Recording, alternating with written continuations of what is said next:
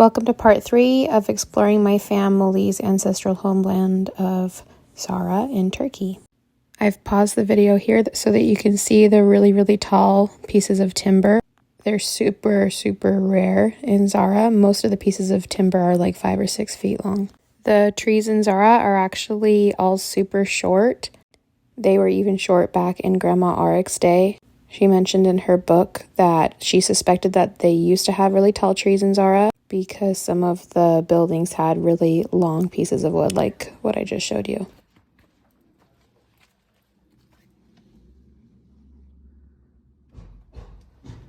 Here you can see the super short trees that grow in Zara, and you can see the manner of construction that they use or used to use on all the old Armenian homes in the Armenian settlement.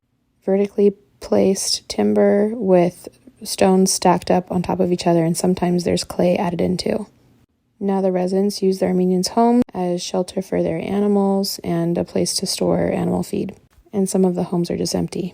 Here's one of the Armenian homes, which are now used for animals. He's got a whole bunch here. Got water for them. Oh, that was pooping. Wow.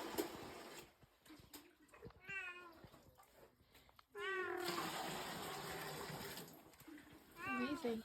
I said that I was thirsty, and Sengiz and his friend stopped off at the little store. His friend bought me a water bottle and wouldn't take my money. These people are so sweet. Pretty crazy that you can watch TV while you drive. Now we're gonna drive over the river where Grandma Arik was baptized. Now we'll go see some sheep, which are kept in the exact same area that they were kept over 100 years ago. To see some sheep. Uh-huh. They're so cute. Oh my gosh. Look at their little fat tails. So this farmer here is showing me around his little farm. There's a lot of animals in these little like houses. They're basically barns, but I think they were once like actual houses where people lived, and they're now abandoned, or slash they were abandoned and then used. They're used now for animals. And I told him about my mom's painting and how she tried to paint the little sheep, and how her grandma described sheep with fat tails. So we're gonna go see some sheep with fat tails with this very nice farmer. Oh! Look at that fat tail. They all have fat tails. They're so cute. Oh my goodness. It's a really fat tail.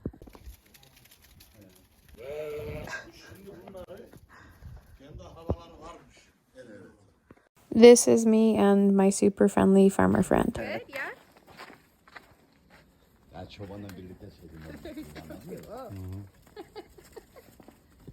So these are the hills, or this is the hill where the sheep graze, and then they hang out back in that area. This is what it looks like when the weather is nice and warm, and this is what it looks like in winter. But I only saw the sheep indoors when I was there. When I told the farmer that I was Armenian, he got really excited and took me inside one of his barns where he had a really huge stone with old Armenian writing on it, and he asked me to translate it. It was a big mystery that a lot of the locals wanted to learn more about. And I told him, I don't speak Armenian, but my best friend is Armenian. I showed it to her, and she said it's too old, and no one who's alive today can translate it other than maybe like a professor, because the writing has changed. I asked in several Facebook groups for help translating it, and one person said that the only word they could make out was people. So it remains a mystery. These cute old trees. The trees here do not grow super duper tall. Alright, right here is Lake Denise. It's really close to the area where the sheep were kept. The hills where the sheep would graze. I suspect that this is the lake that she spoke of, where the water was so bitter not even the sheep would drink it.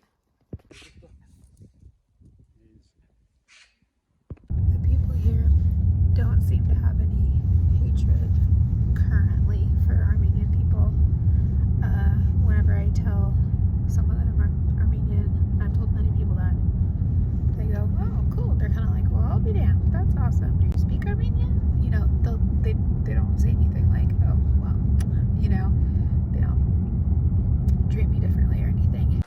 This is one of the mansions that Grandma Arik spoke about, where the rich people lived in Zara.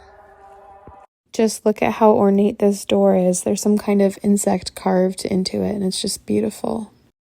Here's another one of those mansions for the rich people that Arik described in her book. I'm going to zoom in so you can see the woodwork a little bit here. This house is probably the fanciest of all the mansions. You can see the balcony up there. The other ones don't usually have a balcony. Doors have cute little carvings in them.